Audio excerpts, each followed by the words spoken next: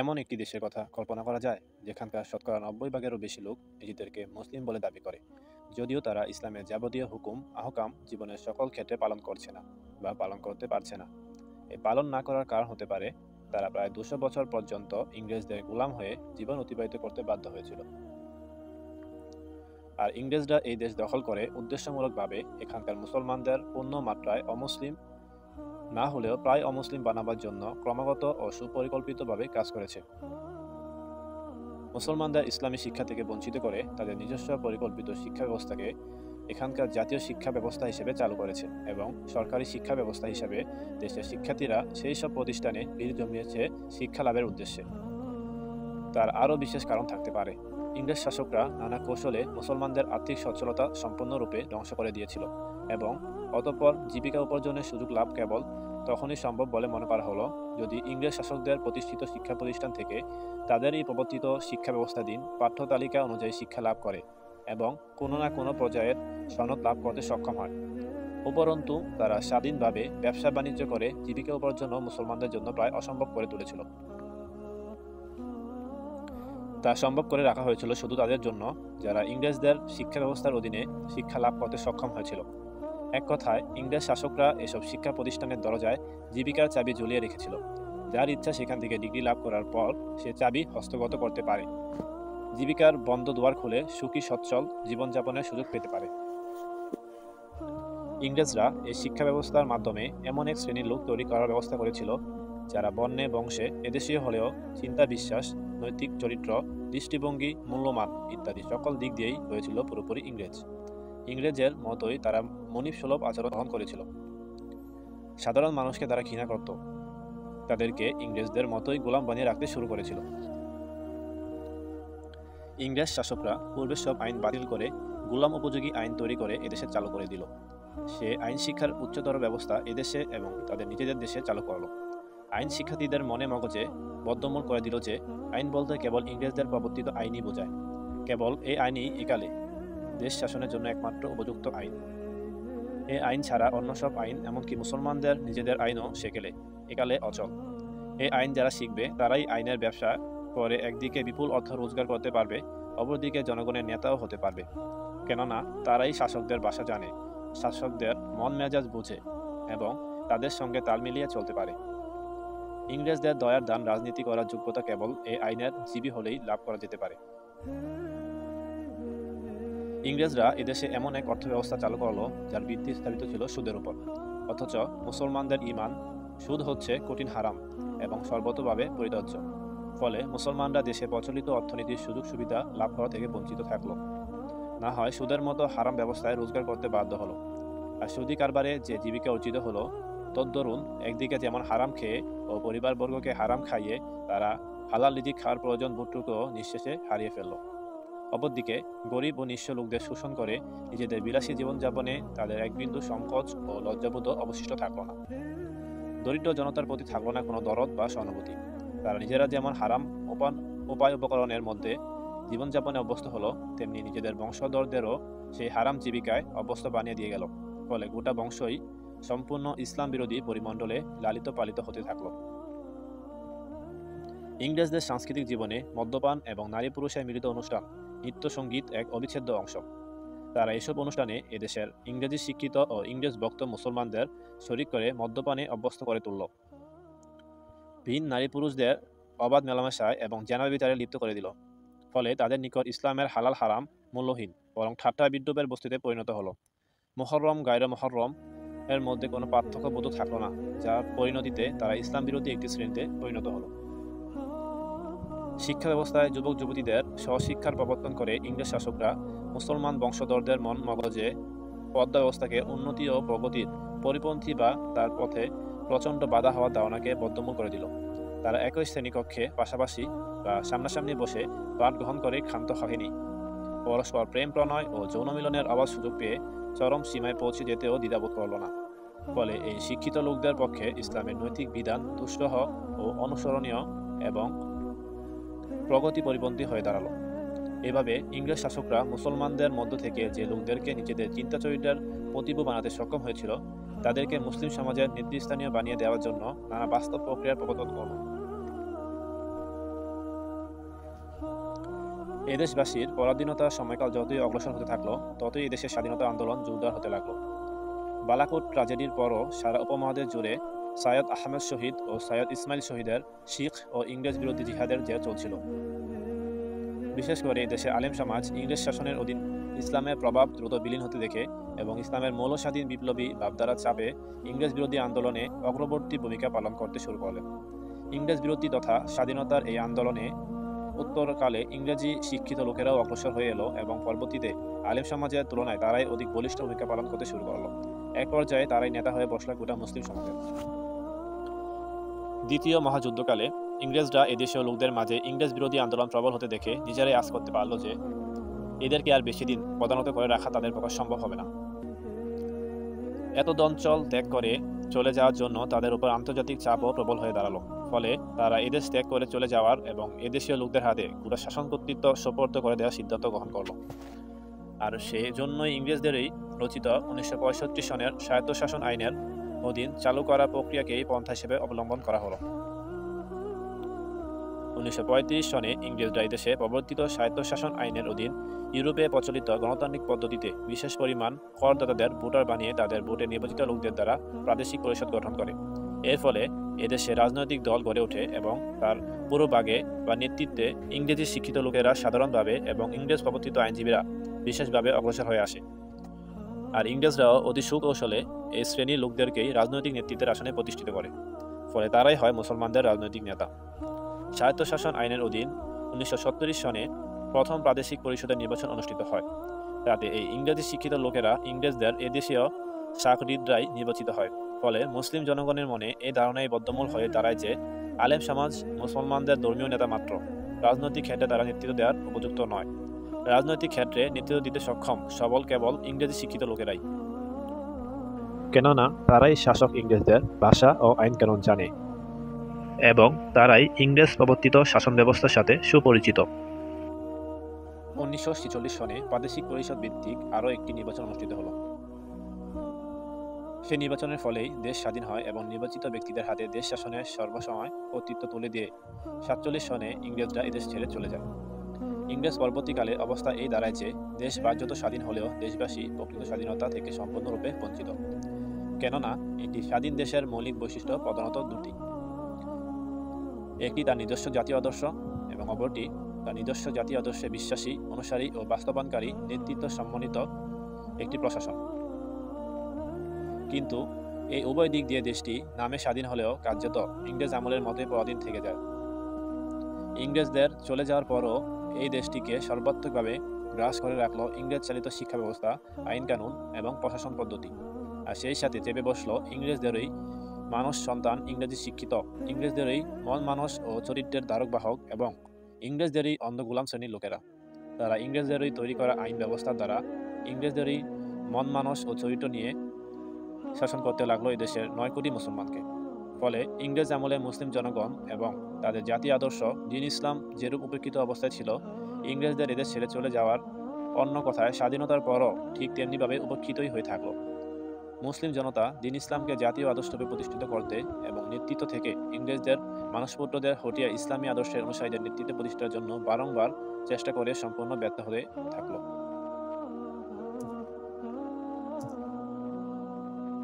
দেশটির স্বাধীনতার পর এই দেশটি ইংরেজদের চলে যাওয়ার পর প্রচলিত অর্থে এবার স্বাধীন হলো, কিন্তু সেই স্বাধীনতা জনজীবনে প্রকৃত স্বাধীনতা হয়ে দেখা দিল না, বরং তখন ঔপনিবেশিক প্রশাসন ও ইংরেজদের আইন প্রতিষ্ঠিত থাকার দরুন যেসব জীবন সমস্যার প্রবল হয়ে দেখা দিয়েছিল, সেসবের সমাধানের জন্য দেশবাসীকে আবার স্বাধীনতা সংগ্রামে ঝাঁপিয়ে পড়তে হলো এবং দীর্ঘ 9 মাস ব্যাপী সশস্ত্র যুদ্ধের দ্বারা ঔপনিবেশিক প্রশাসনকে ভেঙে ফেলা হলো। তখন দেশ আর একবার স্বাধীন হলো। কিন্তু 9 মাস ব্যাপী যুদ্ধে এক সাগর রক্ত দেওয়ার পর যে স্বাধীনতা অর্জিত হলো, সেই স্বাধীনতাও সাধারণভাবে দেশবাসীর ভাগ্যে এবং বিশেষ করে মুসলিম জনগণের জীবনে গোলামী জীবনেরই পুনরাবৃত্তি করালো। এক কথায় যথা পূর্বং তথা পরংই হয়ে থাকলো। দ্বিতীয়বারে অর্জিত স্বাধীনতার পরও নিতান্ত গোলামী জীবনযাপনে বাধ্য হয়ে নিঃসন্দেহে অত্যন্ত দুঃখজনক ব্যাপার। কিন্তু বাস্তব অবস্থা এই যে এবারেও যেমন ইংরেজ প্রবর্তিত প্রশাসন ব্যবস্থা, শিক্ষা, সংস্কৃতি, অর্থনীতি কোনো কিছু থেকেই নিষ্কৃতি পাওয়া গেল না, তেমনি ইংরেজদের মানসপুত্রদের নেতৃত্ব ও দেশ শাসনে কর্তৃত্ব প্রতিষ্ঠিত থাকার দরুন স্পষ্ট অনুভূত হচ্ছে যে দেশবাসী এখনও সেই ইংরেজদেরই গোলামি করছে। স্বাধীনতা তাদের ভাগ্যে এখনও জুড়েনি। একথা সত্য যে সেই ৭ সমুদ্র ১৩ নদীর ওপার থেকে আসা সাদা চামড়া লোকেরা এখন আর সশরীরে উপস্থিত থেকে এদেশ শাসন করছে না। এখন দেশ শাসন করছে যারা, তারা গাত্রবর্ণ ও জন্মসূত্রে এদেশীয় হলেও অন্য কোনো দিক দিয়ে তাদেরকে এদেশীয় মনে হয় না এসব লোক এদেশের মুসলিম জনসমাজ থেকে বের হয়ে এসেছে। কেননা চিন্তা, বিশ্বাস, নৈতিক চরিত্র ইত্যাদি কোনো একটি দিক দিয়েও দেশের সাধারণ মুসলমানদের সঙ্গে এদের কোনো মিল নেই। অথচ এরা যে এদেশের মুসলিম পরিবারেরই সন্তান তাতে কোনো সন্দেহ নেই। বস্তুত মুসলিম পরিবারের সন্তান হওয়া সত্ত্বেও সেই মুসলিম সমাজের সঙ্গে মন মানস, চিন্তা, বিশ্বাস ও নৈতিক চরিত্রের দিক দিয়ে কোনোরূপ মিল না থাকায় ইংরেজদের দীর্ঘকালীন গোলামির একটা মারাত্মক অভিশাপ। এদেশের মুসলমানদের বর্তমান সার্বিক দুর্গতি এই অভিশাপেরই স্বাভাবিক পরিণাম। সাধারণভাবে মুসলমানদের পক্ষে পূর্ণ দ্বীন ইসলাম পালন করতে না পারার মূলেও এই কারণেই নিহিত। এদেশের শাসক প্রশাসকরা দেশের বর্তমান আইনকানুন, শিক্ষা, সংস্কৃতি ও প্রশাসন পদ্ধতিতে এক বিন্দু পরিবর্তন আনতে প্রস্তুত নয়। কেননা তারা বর্তমান পদ্ধতিতে শিক্ষা ও প্রশিক্ষণ লাভ করেই দেশের প্রশাসক হয়ে বসবার সুযোগ পেয়েছে, যার দরুন তারা ভোগ করতে পারছে বিচিত্র ধরনের সুযোগ সুবিধা।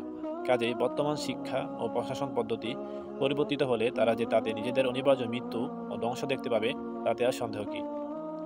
আর কোনো ব্যক্তি যেমন নিজের হাতে নিজের মৃত্যু করতে দিতে চায় না, তেমনি ইংরেজদের বদৌলতে দেশের উপর চেপে বসা বর্তমান শাসক প্রশাসকরাও ইংরেজ আমলের স্থিতাবস্থায় কোনো রদবদল করতে রাজি নয়, কোশ্চিনকালে রাজি হবে না, তার জোর দিয়েই বলা যায়। অথচ এদেশের মুসলিম জনতা শুধু মানচিত্র বদলই নয়, ইংরেজ আমলের যাবতীয় অভিশাপ থেকেই মুক্তি চায়। তারা চায় ইংরেজ প্রবর্তিত শিক্ষা, সংস্কৃতি, প্রশাসন পদ্ধতি ও আইন কানুনের গোলামি থেকে সম্পূর্ণরূপে আজাদি লাভ করতে। এই দ্বন্দ্বই এদেশের জনগণ ও শাসক প্রশাসকদের মধ্যে বিরাজমান। সন্দেহ নেই, এই এক কঠিনতম দ্বন্দ্ব। এর নিরসন না হওয়া পর্যন্ত এদেশে কিছুমাত্র অগ্রগতি সম্ভব নয় স্বাধীনতার এক বিন্দু সুফল লাভ করা। প্রকৃত স্বাধীনতা কিভাবে সম্ভব? একটু চিন্তা করলে বুঝতে পারা যায় যে এদেশে প্রতিষ্ঠিত বর্তমান শিক্ষা ব্যবস্থা, আইন কানুন ও প্রশাসন পদ্ধতি ইংরেজরাই চালু করেছিল। ইংরেজরা তা চালু করতে সক্ষম হয়েছিল শুধু এই জন্য যে তারাই ছিল এদেশের সার্বভৌম কর্তৃত্বের অধিকারী, কর্তা বিধাতা। তাদের ইচ্ছা ছিল তারা নিজেরা কখনো এদেশ থেকে চলে যেতে বাধ্য হলেও অন্তত পরোক্ষভাবে যেন তাদের শাসনে এদেশে বহাল থাকে। আজকের বাস্তব অবস্থা তাদের সেই ইচ্ছারই প্রতিফলন, সন্দেহ নেই। তাই বলতে দ্বিধা নেই, দেশটি স্বাধীন হলেও স্বাধীন নয়, নিতান্তই গোলাম দেশ, পরাধীন জীবন। প্রকৃত স্বাধীনতা অর্জন করতে হলে এমন একটি প্রক্রিয়া এদেশবাসীকে অবশ্যই গ্রহণ করতে হবে, যার ফলে গোলামির উভয় প্রতীক, শিক্ষা, সংস্কৃতি, আইন কানুন ও শাসন পদ্ধতি এবং ইংরেজদের মানসপুত্রদের নিকট নিকৃষ্ট অধীনতা থেকে মুক্তি লাভ সম্ভব হবে। কিন্তু সেই প্রক্রিয়া কি? ইংরেজ প্রবর্তিত নিয়মে সাধারণ নির্বাচন অনুষ্ঠানকে অনেকে স্বাধীনতার একটি কার্যকর প্রক্রিয়া বলে মনে করেন এবং তদ্রূপ দাবিও করেন। কিন্তু সাধারণ নির্বাচনে যে পদ্ধতি, যেভাবে তা বাস্তবে অনুষ্ঠিত হয়ে থাকে, তাতে গোলামির উপরিউক্ত প্রতীকদ্বয়ের অধীনতা থেকে মুক্তি লাভ কোনোদিন সম্ভব নয়। বর্তমানে দেশে যে পদ্ধতিতে নির্বাচন অনুষ্ঠিত হয়, আগে বলেছি যে তা ইংরেজদেরই প্রবর্তিত এবং ইউরোপ থেকে আমদানিকৃত। ইউরোপ মধ্যযুগে দেশ শাসনের সমগ্র কর্তৃত্ব ছিল গির্জার পাদ্রী পুরোহিতদের হাতে। তারাই ছিল নিরঙ্কুশ শাসন ক্ষমতা ও ধর্মীয় নেতৃত্বের একচেটিয়া অধিকারী। চতুর্দশ শতকের পর ইউরোপে রেনেসাঁর সূচনা হয়। কয়েক শতাব্দীব্যাপী রক্তক্ষয়ী দ্বন্দ্ব সংগ্রামের পর শাসন কর্তৃত্ব গির্জা কর্তৃপক্ষের হাত থেকে কেড়ে নেওয়া হয়। এরপর বিভিন্ন দেশে নিরঙ্কুশ অত্যাচারী রাজতান্ত্রিক শাসন ব্যবস্থা প্রতিষ্ঠিত হয়। কিন্তু নব্য শিক্ষিতদের মধ্যে রাজতান্ত্রিক শাসন ব্যবস্থার বিরুদ্ধে প্রচণ্ড বিক্ষোভ বহির্দুমায়িত হয়ে ওঠে এবং রাজতন্ত্র উচ্ছেদের আন্দোলন শুরু হয়। সেই আন্দোলনের ফলে রাজতন্ত্র উচ্ছনে যায় এবং জনপ্রিয় হয়ে ওঠে গণতন্ত্র। পাশ্চাত্যের এই গণতন্ত্রের সার কথা হল জনগণের সার্বভৌমত্ব এবং তাদের উপর নির্বাচিত লোকদের নিরঙ্কুশ কর্তৃত্ব। পাশ্চাত্যের রাষ্ট্রবিজ্ঞানীরা সার্বভৌমত্বের যে সংজ্ঞা দিয়েছে তার কোনো সুনির্দিষ্ট পাত্র তারা খুঁজে পায়নি। তারা সুস্পষ্টভাবে বলতে পারেনি সংজ্ঞা অনুযায়ী সার্বভৌম কে। তারা মানুষের বাস্তব জীবনে মহান আল্লাহকে স্বীকার করতে প্রস্তুত না থাকার ফলে সার্বভৌমত্বকে তিনটি ভাগে বিভক্ত করে দিয়েছে। প্রাকৃতিক জগতের উপর মানুষের কোনো কর্তৃত্ব চলে না বলে সেখানে আল্লাহর প্রাকৃতিক সার্বভৌমত্ব স্বীকার করে নিতে তারা কোনো আপত্তি করেনি। তবে মানুষের বাস্তব জীবনের উপর যে আল্লাহর সার্বভৌমত্ব উচ্ছেদ করে, সেখানে তারা মানুষের সার্বভৌমত্বকে স্থাপন করেছে সর্বাত্মকভাবে। এই সার্বভৌমত্বকে আবার তারা দু পর্যায়ে বিভক্ত করে নিয়েছে। প্রথমত, প্রতিটি পূর্ণবয়স্ক নাগরিক সার্বভৌম। তার এই সার্বভৌমত্ব কেবলমাত্র ভোট দানের মাধ্যমে কার্যকর হতে পারে। দ্বিতীয়ত, ভোটদাতাদের ভোটে নির্বাচিত ব্যক্তিরা তথা সংসদের সংখ্যাগরিষ্ঠ সদস্যরা সার্বভৌম। তাদের নেতাই পপুলার সবরেনটি। থেকে আইনগত সার্বভৌমত্বের মালিক হয়ে থাকে। এই তত্ত্বের ভিত্তিতে পাশ্চাত্যে বিগত শতকে যে গণতান্ত্রিক শাসন ব্যবস্থা প্রতিষ্ঠিত হয়েছিল, ইংরেজরা সেই ব্যবস্থাকেই এদেশে চালু ও ক্রমবিনাশ দান করে গেছে। ফলে এদেশের শাসন কর্তৃত্ব লাভের রাজনীতি এই গণতান্ত্রিক পদ্ধতিতেই চলে এসেছে। জনগণের নিকটও এই পদ্ধতি এতদিনে ব্যাপকভাবে পরিচিতি লাভ করেছে। এছাড়া অন্য কোনো পদ্ধতির কথা জনগণ জানে না, খুব একটা বোঝেও না। ক্ষমতা লাভের উদ্দেশ্যে গঠিত রাজনৈতিক দলসমূহে এই পথেই ক্ষমতাসীন হওয়ার চেষ্টা চালিয়ে এসেছে এবং কখনো কখনো ক্ষমতাসীন হয়েছেও। ফলে এই পথটিকেই ক্ষমতা লাভ ও ক্ষমতা হস্তান্তরের একমাত্র পথ রূপে গণ্য করা হচ্ছে। নির্বাচনী গণতন্ত্রের বাস্তব রূপ। শুধু তাই নয়, এই ব্যবস্থায় নিয়মিত নির্বাচন হওয়াকে প্রধানত গণতন্ত্র থাক মনে করা হয়। আর নিয়মিত নির্বাচন না হলে বা নির্বাচিত ব্যক্তি ক্ষমতাসীন না থাকলে কিংবা সামরিক শাসন কায়েম হলে গণতন্ত্র নেই বলে ক্ষোভ প্রকাশ করা হয়। কিন্তু ইংরেজ প্রবর্তিত পাশ্চাত্যের এই গণতন্ত্র ও নির্বাচন পদ্ধতি সর্বতোভাবে একটি সেকুলার বা ধর্মদ্রোহী ব্যবস্থা। এতে মানুষের উপর প্রশাসনিক ও আইন রচনার ক্ষেত্রে আল্লাহর কর্তৃত্ব স্বীকৃত নয়, তা একান্তভাবে মানুষের করায়ত্ত। এতে রাষ্ট্র ব্যবস্থায় মানুষের সার্বভৌমত্ব ও নিরঙ্কুশ কর্তৃত্ব মেনে নিতে হয়। কুরআন ও সুন্নাত তথা শরীয়তের দৃষ্টিতে এটা সম্পূর্ণত কুফরি ব্যবস্থা। আল্লাহ ও রসুল সাল্লাল্লাহু আলাইহি সাল্লামের প্রতি ঈমানদার কোনো ব্যক্তি এই ব্যবস্থাকে মুহূর্তের তরেও মেনে নিতে পারে না। এক ব্যক্তির নিরঙ্কুশ কর্তৃত্ব বা একটি দলের অথবা বিশেষ গোষ্ঠীর নিরঙ্কুশ কর্তৃত্বের মধ্যে মৌলিকভাবে কোনোই পার্থক্য নেই। দলীয় কর্তৃত্ব মূলত দলের নেতার কর্তৃত্বই প্রতিষ্ঠিত করে। মুজিব, জিয়া, সাত্তার ও এরশাদের ক্ষমতায় কোনোই পার্থক্য নেই। এই ধরনের লোকেরা সাংবিধানিকভাবে মানুষের উপর ক্ষুধা হয়ে বসে, কিন্তু তারা প্রকৃত ক্ষুধা নয় বলে এদের অধিকাংশই ফুৎকারে উড়ে যাওয়া থেকে রক্ষা পায়নি। এইরূপ অবস্থায় প্রশ্ন হচ্ছে, কুরআন ও সুন্নাহর কথা বাদ দিলেও নির্বাচনী গণতন্ত্র বা গণতন্ত্রের প্রচলিত নির্বাচন দেশে কি সত্যি কোনো কল্যাণ বয়ে আনতে পারে?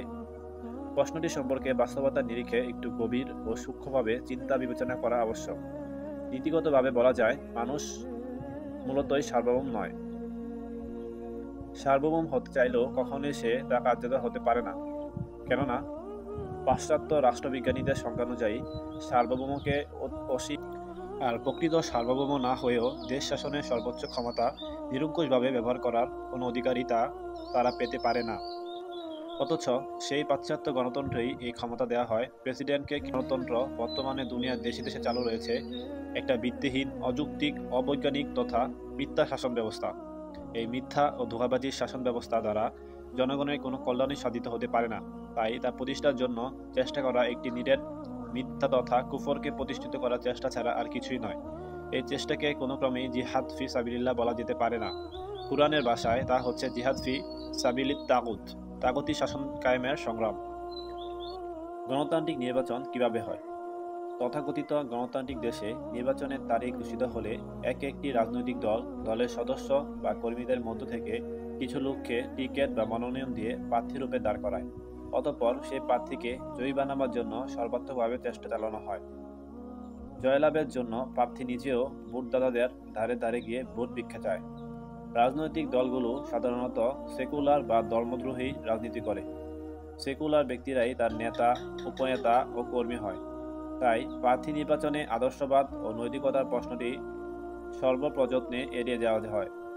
ফলে সাধারণত নৈতিকতার মানে উত্তীর্ণ কোনো ব্যক্তি প্রার্থী হয় না। প্রার্থী হয় তারা যারা অডেল টাকা আছে, যাদের দাপট ও কর্তৃত্ব করার, ভোট আদায় করার ক্ষমতা অন্যদের তুলনায় বেশি, যারা জনগণের নিকট আকাশের চাঁদ হাতে তুলে দেওয়ার মিথ্যা ওয়াদা করতে সক্ষম। এসব নির্বাচনে ব্যক্তির পক্ষে ব্যাপক প্রচার চালানো হয়, অসংখ্য কর্মীকে ক্যানভাসার নিয়োগ করা। এভাবে নির্বাচনে একজন প্রার্থীকে যে কত রাশি রাশি টাকা ব্যয় করতে হয় তার কোনো সীমা পরিসীমা নেই। বস্তুত যে প্রার্থীর জন্য এই অপরিমেয় বেহিসাবি টাকা ব্যয় করা হবে সেই নির্বাচিত হওয়ার আশা করতে পারে। যে পারে না বা যার জন্য সেরূপ বেহিসাবি টাকা ব্যয় করা হয় না, সাধারণত তার নির্বাচিত হওয়ার সম্ভাবনাও থাকে না। এরূপ নির্বাচনে ইসলামী দলের প্রার্থীকেও অনুরূপ কার্যকলাপ চালাতে হয়, না চালিয়ে কোনো উপায় থাকে না। উপরন্তু তাদেরকে মুখে এই ঘোষণাও দিতে হয় যে আমাদের ভোট দিলে আমরা ইসলামী হুকুমত কায়েম করব, অথচ কার্যত তাদের পক্ষে কিছুই করা সম্ভব হয় না। বরং অন-ইসলামী সংবিধানের ভিত্তিতে প্রচলিত নিয়মে নির্বাচনে অংশগ্রহণ করে তারাও নিজেদেরকে সেকুলার বানিয়ে নেয় এবং পরিণামে ইসলামী হওয়ার সব বিশেষত্বই হারাতে বাধ্য হয়। এই পদ্ধতিতে নির্বাচিত হওয়ার পর একজন সংসদ সদস্যের প্রধান লক্ষ্যই থাকে কী করে ব্যয়িত অর্থ ফেরত পাওয়া যেতে পারে। তদুপরি অনুরূপ পরিমাণ অর্থ পরবর্তী নির্বাচনেও ব্যয় করার সামর্থ্য অর্জনের জন্য স্বাভাবিকভাবেই তাকে তৎপর হতে হয়। এই পদ্ধতিতে নির্বাচিত বা বিজয়ী ব্যক্তি কখনো সর্বমোট ভোটদাতাদের অধিকাংশের প্রতিনিধি হতে পারে না। অনেকে মোট প্রদত্ত ভোটের 1/4 কিংবা 1/3 পেয়ে জয়ী হয়ে যায়। ফলে সে হয় কম সংখ্যক ভোটারের প্রতিনিধি, অধিক সংখ্যের নয়। এই কম সংখ্যক ভোটারের ভোটে নির্বাচিত ব্যক্তিরাই সংসদে গিয়ে জাতীয় জীবনের যাবতীয় সমস্যার সমাধানের সিদ্ধান্ত গ্রহণ বা ভোট দানের অধিকারী হয়ে থাকে। ফলে তারা কোনো একটি সমস্যারও সমাধান করতে সক্ষম হয় না, বরং তাদের একদেশদর্শী চিন্তা, বিবেচনা ও অপরিণত অনবহিত জ্ঞানের ভিত্তিতে যেসব সিদ্ধান্ত গৃহীত হয়, যেসব আইন পাস করা হয়, তা জাতীয় জীবনে অসংখ্য দুঃসমাদ্য সমস্যার সৃষ্টি করে। তারা জনগণের ভোটে নির্বাচিত হয় বটে, কিন্তু সমস্যার সমাধান বা আইন পাস করার সময় তারা ভোটদাতা জনগণের নয়, নিজেদেরই প্রতিনিধিত্ব করে। সিদ্ধান্ত গ্রহণে জনমতে কোনো তোয়াক্কা তারা করে না। ফলে প্রচলিত গণতান্ত্রিক পদ্ধতিতে যে শাসন ব্যবস্থা প্রতিষ্ঠিত হয় তা অসহায় জনগণের উপর জগদ্দল পাথর হয়ে চেপে বসে। নিরীহ জনগণকে শোষণ, লুণ্ঠন ও নিষ্পেষণ করাই হয় তার একমাত্র কাজ। এহেন গণতন্ত্রের জন্য রাজনৈতিক দলসমূহ জনদরদের কুম্ভীরাস্ত্র বর্ষণ করে, বজ্রকণ্ঠে ঘোষণা করে তারা জনগণের ক্ষমতা জনগণের হাতে তুলে দেওয়ার জন্য সংগ্রাম করছে। অথচ জনগণের ভোটে তারাই হয় ক্ষমতা নিরঙ্কুশ মালিক। জনগণ শেষ ক্ষমতার এককরা প্রান্তীয় অংশ পায় না। এ ব্যাপারে নেতা নেত্রীদের মুখরোচক বলি পরিষ্কার ধোঁকাবাজি ছাড়া আর কিছুই নয়। তাই বলা যায়, গণতন্ত্র হচ্ছে জনগণের ক্ষমতা জনগণের হাত থেকে ভোটের প্রহসনের মাধ্যমে কেড়ে নিয়ে নেতাদেরই ক্ষমতায় প্রতিষ্ঠিত করার তন্ত্রমাত্র। মানুষ কি মানুষের গোলাম হবে? গণতান্ত্রিক নিয়মে অনুষ্ঠিত নির্বাচনে একজন ভোটদাতা কারো পক্ষে যখন ভোট প্রয়োগ করে, তখন তার এই ভোট দানের মাধ্যমে সতই এবং নিঃশব্দে এই প্রতিশ্রুতি দেওয়া হয় যে, আমি তোমাকে তোমার ইচ্ছামতো যে কোনো আইন পাস করার ক্ষমতা দিচ্ছি এবং ওয়াদা করছি যে তুমি অন্যদের সাথে মিলিত হয়ে যে আইনই পাস করবে তা আমি নির্দ্বিধায় মেনে নেব। কোরআনের সুস্পষ্ট শিরক, কেননা এর ফলে মানুষ মানুষেরই গোলাম হয়ে যায়। আল্লাহর বান্দা হওয়া তার পক্ষে কোনো ক্রমেই সম্ভব হয় না। এভাবে যারাই মানুষকে নিজেদের গোলাম বানাতে চায়, কোরআনের দৃষ্টিতে তারা মানুষের রব বা প্রভু হতে চায়। যেমন করে নমরুদ ও ফিরাউন মানুষের রব হতে চেয়েছিল, কিন্তু হজরত ইব্রাহিম আলাইহিসসালাম নমরুদের রব হওয়ার এবং হজরত মুসা আলাইহিসসালাম ফিরাউনের রব হওয়ার দাবি অস্বীকার ও অগ্রাহ্য করে একমাত্র আল্লাহকে রব রূপে মেনে নেওয়ার আহ্বান জানিয়েছিলেন। সর্বশেষ নবী ও রাসূল হজরত মুহাম্মদ সাল্লাল্লাহু আলাইহি সাল্লাম এর আহ্বানও ছিল সর্বত্রভাবে তাই। পরিণামে নমরুদ ও ফিরাউন পর্যুদস্ত হয়ে প্রমাণ করে গেছে যে তারা কেউই প্রকৃত সার্বভৌম নয়। অতএব আজকের মানুষের সামনে এই প্রশ্ন সুতীক্ষ্ণ হয়ে দেখা দিয়েছে, তারা কি নিজেরা ভোট দিয়ে নিজেদের মতো মানুষকে রব বানাতে এবং তাদের দাসানুদাস হয়ে জীবনযাপন করতে প্রস্তুত, না মানুষের দাসত্ব শৃঙ্খলে বন্দী হওয়ার গণতন্ত্রকে অগ্রাহ্য করে মানুষের রব হওয়ার পর সম্পূর্ণ বন্ধ করে এক আল্লাহ সুবহানাহু ওয়া তাআলার সার্বভৌমত্ব প্রতিষ্ঠিত করে এক আল্লাহর বান্দা হয়ে জীবনযাপন করতে চান। যদি তারা বাস্তবিকই লা ইলাহা ইল্লাল্লাহ মুহাম্মাদুর রাসূলুল্লাহ এই কালেমার প্রতি ঈমানদার হয়ে থাকেন, তাহলে পথমুক্ত পথ তাদের জন্য নয়। মানুষ আল্লাহর বান্দা, আল্লাহর খলিফা। বস্তুত মানুষ কখনো মানুষের গোলাম হতে পারে না। কোনো মানুষ পারে না মানুষের রব হতে। মানুষ কেবলমাত্র আল্লাহরই বান্দা হতে পারে। তাই মানুষকে রব বানানোর তথাকথিত গণতন্ত্র কখনোই গ্রহণযোগ্য নয়, তা সর্বতোভাবে পরিহার্য। অন্যদিকে প্রথমে মানুষকে রব বানিয়ে মানুষের দাসত্ব শৃঙ্খলে বন্দী হয়ে পরে আল্লাহকে রব বানানোর, আল্লাহর বান্দা হওয়ার কথা কোনো ইমানদার ব্যক্তি বলতে পারে না, মেনে নিতে পারে না কোনো মুসলমান।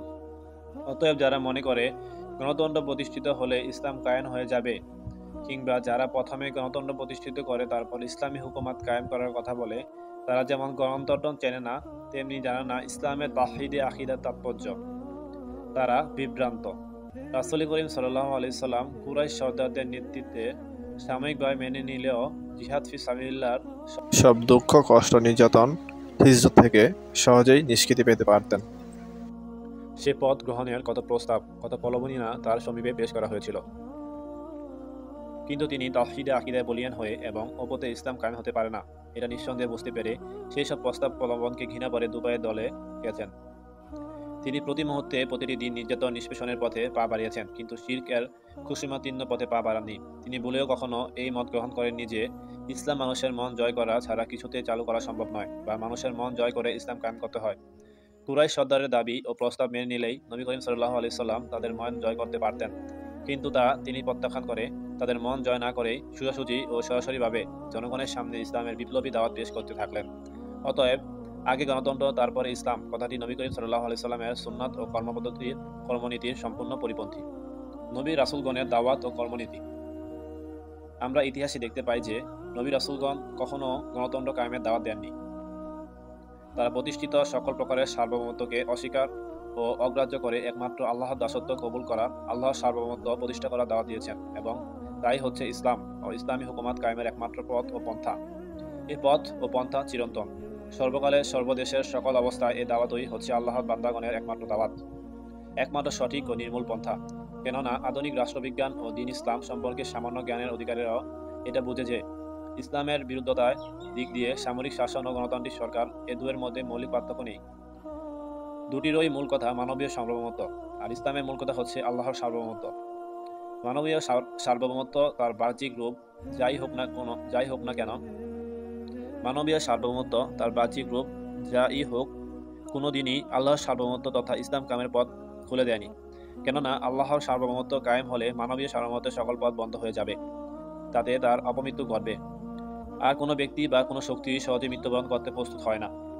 তাই যারা মনে করে সামরিক শাসনে দ্বীন ইসলাম কায়েমের আহ্বান দেওয়া যায় না, গণতন্ত্র কায়েম হলে খুব সহজে দেওয়া যাবে, কোনো বাধা থাকবে না, তারা মূর্খের স্বর্গে বাস করে। তারা এও বোঝে না যে সামরিক শাসন এক ব্যক্তির শাসন, তার বিরুদ্ধে জনমনে থাকে ব্যাপক ঘৃণা, ক্ষোভ ও অসন্তুষ্টি। এই সময় জনগণের সম্মুখে মানবীয় সার্বভৌমত্বের দোষ ত্রুটি ও অনিষ্টকারিতা স্পষ্ট করে দেখানো অতি সহজ। গণতান্ত্রিক সরকার যেহেতু জনগণের ভোটে ও সমর্থনে প্রতিষ্ঠিত হয়, তার পিছনে জনগণের অন্তঃসমর্থক থাকা স্বাভাবিক।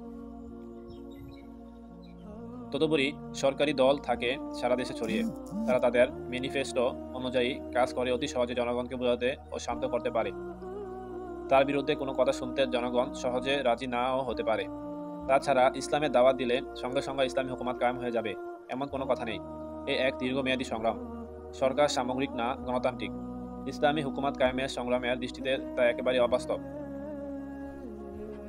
তাই আজকের ইস্যুই হচ্ছে মানুষ আল্লাহর গোলাম হবে না মানুষের।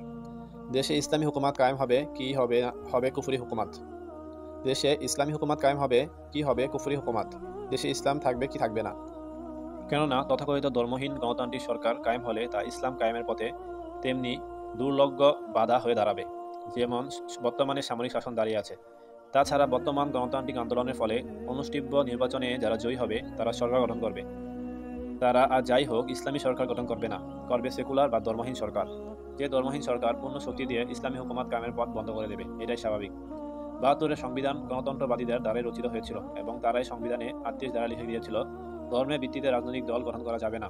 ফলে ৭৬ সন পর্যন্ত এদেশে কোনো ইসলামী দল গঠিত হতে পারেনি। তা ছিল সম্পূর্ণ বেআইনি। কাজেই যাদের লক্ষ্য ইসলামী হুকুমাত কায়েম করা, তাদের নিকট বর্তমান গণতান্ত্রিক আন্দোলনের প্রতি এক বিন্দুও আকর্ষণ থাকতে পারে না।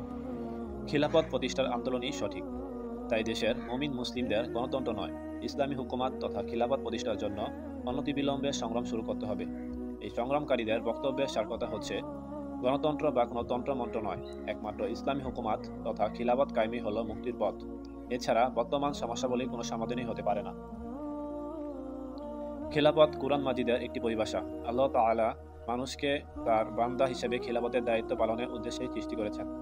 আল্লাহ মানুষকে যেসব মহৎ গুণের অধিকারী করে সৃষ্টি করেছেন, তাতে মানুষ কখনোই কোনো অবস্থায় আল্লাহ সার্বভৌম বা রব হতে পারে না আল্লাহর খলিফা হতে, খিলাফতের দায়িত্ব পালন করতে।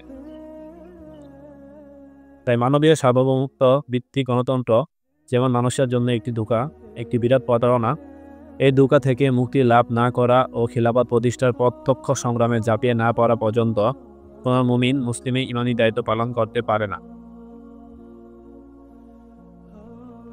খিলাফত প্রতিষ্ঠার আন্দোলন প্রকৃতপক্ষে ইসলামী বিপ্লবেরই প্রচেষ্টা। এই বিপ্লবের পরিণতিতেই সম্ভব বর্তমান প্রশাসন কাঠামোকে, যা গোলামের প্রতীক, যা ইসলাম কায়েমের প্রধান প্রতিবন্ধক, উৎখাত করে খিলাফতে রাশেদার আদর্শ প্রশাসন পুনঃপ্রতিষ্ঠিত করা। শুধুমাত্র ক্ষমতার হাত বদলই এর লক্ষ্য নয়। বস্তুত খিলাফত প্রতিষ্ঠা তথাকথিত গণতান্ত্রিক আন্দোলনের মাধ্যমে সম্ভব নয়। গণতান্ত্রিক আন্দোলনের ফলে গণতান্ত্রিক সরকার প্রতিষ্ঠাই সম্ভব। গণতান্ত্রিক সরকার এই ভূখণ্ডে একাধিকবার গঠিত হয়েছে, কিন্তু গণতন্ত্র মুদ্রার অপর পিঠে যেহেতু স্বৈরতন্ত্র মুদ্রিত, তাই গণতান্ত্রিক সরকারকে মাত্র 13 মিনিটের মধ্যে স্বৈরতন্ত্রে রূপান্তরিত হতে এবং তার হাতে জনগণের যাবতীয় মৌলিক অধিকার অপহৃত হতে দেখা গেছে প্রত্যক্ষভাবে। মুলতবি সংবিধানকে বহুদলীয় প্রেসিডেন্সিয়াল পদ্ধতি গণতান্ত্রিক ব্যবস্থা বলে বড় গলায় দাবি করা হয় এবং তাকে পুনর্বহাল করে তারই ভিত্তিতে নির্বাচন অনুষ্ঠানেরও দাবি জানানো হচ্ছে জোরে সোরে। সামরিক সরকার প্রধান এরশাদ ও সেই মুলতবি সংবিধান বহাল করার ঘোষণা দিয়েছেন। তিনি তো দেবেনই, কেননা জনগণের রব বা খোদা হয়ে বসার জন্য মুলতবি সংবিধান একটি মোক্ষম হাতিয়ার। তাতে প্রেসিডেন্টকে এত নিরঙ্কুশ ক্ষমতা দেওয়া হয়েছে কোরআন অনুযায়ী যে একমাত্র আল্লাহরই রয়েছে। ইসলামী দৃষ্টিকোণ দিয়ে সে সংবিধান পাঠ করলে তাই স্পষ্টভাবে বোঝা যায়। তাই মুলতবি সংবিধান হচ্ছে প্রেসিডেন্টকে একজন সাধারণ মানুষকে রব বা খোদার আসনে বসানোর সংবিধান। কোনো ইমানদার ব্যক্তি কি কোনো মানুষকে খোদার আসনে বসাতে রাজি হতে পারে? তাই মুলতবি সংবিধান বহাল করা হলে ইসলামী হুকুমত প্রতিষ্ঠার আন্দোলনকে নিজেদের হাতেই চিরতরে বন্ধ করে দেওয়া হবে। এই কারণেই খিলাফত কায়েমের লক্ষ্যে গঠিত ইসলামী দলসমূহের সম্মিলিত সংগ্রাম পরিষদ মুলতবি সংবিধান বহাল করার সুস্পষ্ট বিরোধী। তার পরিবর্তে ইসলামী জনতার ঐক্যবদ্ধ সংগ্রামের ফলে গণ অভ্যুত্থানের মাধ্যমে গঠিত বিপ্লবী সরকারের নেতৃত্বে ইমানদার বুদ্ধিজীবী ও হক্কানি আলেমদের সমন্বয়ে গঠিত একটি কমিটির দ্বারা নতুন করে কুরআন সুন্নাহ ভিত্তিক ইসলামী সংবিধান রচনার কর্মসূচি গ্রহণ করেছে। বস্তুত পুরাতনকে মেরামত করে জোড়াতালি দিয়ে দুর্নীতি ও কুসংস্কার জঞ্জালে নিমজ্জিত বর্তমান মুসলিম সমাজকে ইসলামী বানানো সম্ভব নয়। পূর্ণাঙ্গ ইসলামের বাস্তবায়ন সম্ভব একটি ইসলামী বিপ্লবের দ্বারা। সে বিপ্লবী হওয়া উচিত মুসলমানদের একমাত্র লক্ষ্য। এ দাওয়াত কবুল করে সম্মিলিতভাবে খিলাফত কায়েমের জিহাদে জানমাল দিয়ে শরীক হওয়ার আহ্বান জানাই। 1985 সালে প্রথম ভাগে ইসলামী ঐক্য আন্দোলনের এক কর্মী সম্মেলনে প্রদত্ত ভাষণের লিখিত রূপ।